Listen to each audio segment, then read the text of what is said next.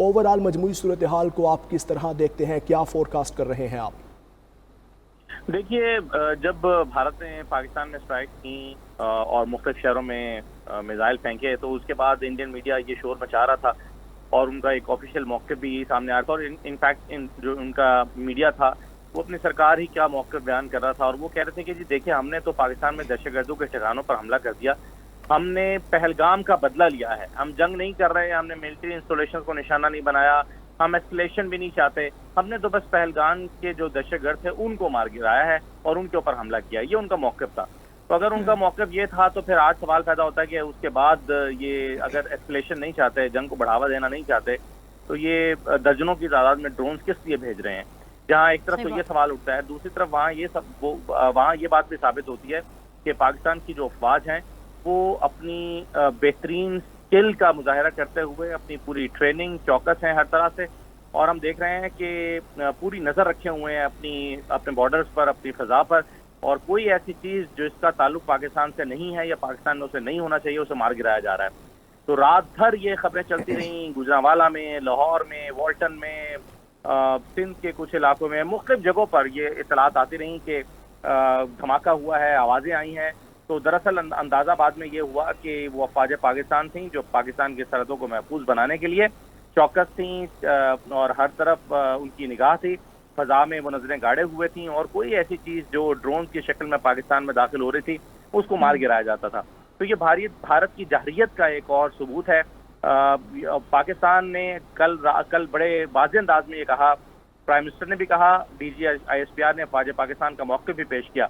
उन्होंने कहा कि पाकिस्तान बदला लेगा, जो टेरिटरी की जो खिलाफ वर्जी की गई है पाकिस्तान के इलाके में, भारत ने आकर इंटरनेशनल बॉर्डर को क्रॉस करना और आलमी कवानीन की खिलाफ वर्जी करना मामूली बात नहीं है।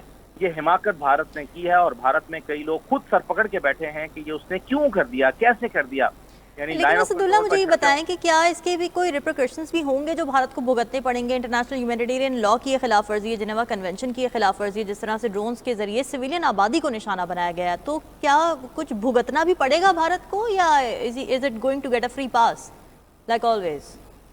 है उसकी वजह यह है कि जैसे रियासत पाकिस्तान का मौक़िफ़ कल हमारे सामने आया, प्राइम मिनिस्टर ने अपनी स्पीच में कहा, आप वज़ीर-ए-आज़म शहबाज शरीफ की कल की तकरीर रात की देखें तो उसमें नई बात क्या थी। उससे पहले वो कौमी असम्बली में भी खिताब करते हुए राफेल के गिराए जाने पर और फोर्सेस को मुबारकबाद वो पेश कर चुके थे, लेकिन नई बात ये थी कि उन्होंने कहा कि हम बदला लेंगे, हम चैन से नहीं बैठेंगे जब तक कि हम अपने मासूम शहरियों की जानों का बदला न ले लें। तो ये बात तो वाज़ेह अंदाज में प्राइम मिनिस्टर ने अपनी तकरीर में रात जो 9:30 बजे नशर हुई उसमें उन्होंने कही।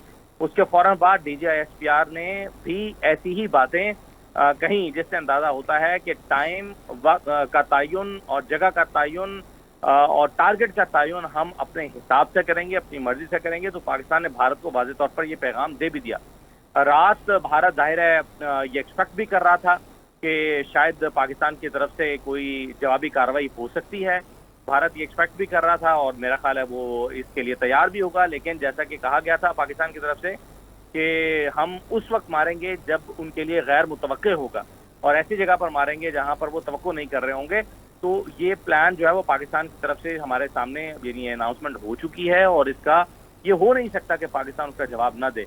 पाकिस्तान ने जवाब तो देना है, लेकिन शायद इंगेज करने के लिए हो सकता है भारत की स्ट्रेटेजी यही हो कि पाकिस्तान को इंगेज किया जाए और पाकिस्तान को मसरूफ रखा जाए, ड्रोन्स भेज के पाकिस्तान की नकलो हरकत का जायजा लिया जाए। शायद इसीलिए ड्रोन भेजे गए होंगे, और जाहिर है ये कॉम्बैट ड्रोन्स भी हैं इनमें जो हमला भी कर सकते हैं।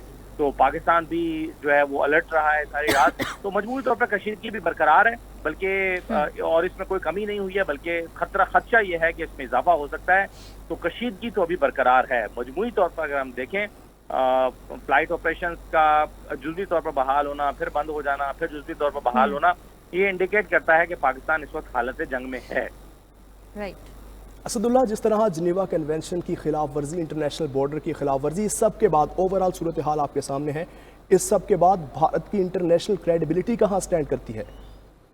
देखिए, पूरी दुनिया का और बिलखुसूस अमेरिका का भारत के साथ ना खड़ा होना, ये भारत के लिए एक झटका भी है और उसके लिए एक सरप्राइज भी है। वो समझता था कि क्योंकि अमेरिका उसका अलाय है तो अमेरिका इंडिया के साथ खड़ा होगा। उसे लगता था कि इंडिया जो भी करेगा, क्योंकि वो एक ज़माने से पाकिस्तान पर दहशतगर्दी के इल्ज़ाम आयद करता रहा है, तो उसे लगता था कि वो एक मरतबा फिर पाकिस्तान पर ये इल्ज़ाम आयद करके दुनिया को मना लेगा और कहेगा कि जी ये देखिए पाकिस्तान में टेररिस्ट ऑर्गेनाइजेशन हैं, अड्डे हैं, यहाँ पर ट्रेनिंग दी जाती है और इसके लिए हम जो है वो स्ट्राइक कर रहे हैं और अमेरिका बिल्कुल साथ खड़ा हो जाएगा। लेकिन प्रेसिडेंट ट्रंप का जो सबसे पहला रद्दअमल सामने आया उसमें उन्होंने शेमफुल एक्ट करार दिया। इस पर पूरे भारत में बड़ी तनकीद हुई, मोदी के ऊपर भी, कि कहाँ गई आपकी डिप्लोमेसी, कहाँ गया आपके अलाय होने के दावे इंडिया और अमेरिका के। इस पर मोदी को बड़ी हजीमत का सामना भी करना पड़ा, सुस्ती भी हुई। और उसके बाद फिर दूसरा बयान जो अमेरिका का सामने आया उसमें कहा कि इसमें इनको कश्मीर का मामला बड़ा पुराना मसला है, इसको हल करना चाहिए। फिर ट्रंप ने उसके बाद फिर ये कह दिया कि दोनों ममालिक को मैं जानता हूँ, इनको एस्केलेट नहीं करना चाहिए और अगर मेरी ज़रूरत है तो मैं हाजिर हूँ, दोनों मुल्कों के साथ बात करने के लिए तैयार हूँ। हमने देखा कि मार्को रूबियो ने दोनों ममालिक के जो काउंटर पार्ट्स हैं उनके साथ बात भी की है। तो अमेरिका जो है वो सालिसी का एक रोल प्ले करता हुआ नजर आ रहा है, ना कि भारत के मौक़िफ़ की हिमायत करते हुए।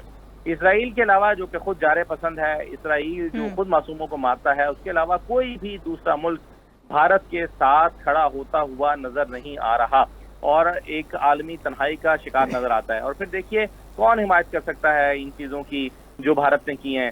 वोटर रिजर्वायर्स पर अटैक करने को कोई जस्टिफाई कर सकता है? कोई कह सकता है, कितना भी भारत का अलाय क्यों ना हो, वो कह सकता है कि जी वोटर रिजर्वायर्स पे आपने हमला किया तो बहुत अच्छा किया?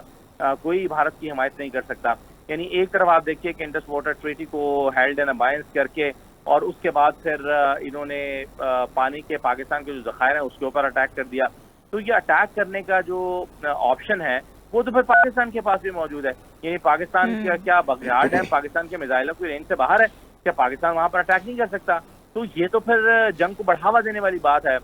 भारत में खुद इस बात पर बहुत तनकीद हो रही है कि मोदी ये क्या सोच के कर रहे हैं, इंटरनेशनल बॉर्डर को क्रॉस करके अटैक करने का मतलब क्या है? मोदी शायद इसको जानते ही नहीं है कि कितनी संगीन गलती उन्होंने की है। इंटरनेशनल बॉर्डर है, मजाक नहीं है, एक टेरिटरी है, उसके ऊपर आप जंग छेड़ रहे हैं, उसके ऊपर आप उसकी सॉवरेनिटी पे हमला कर रहे हैं।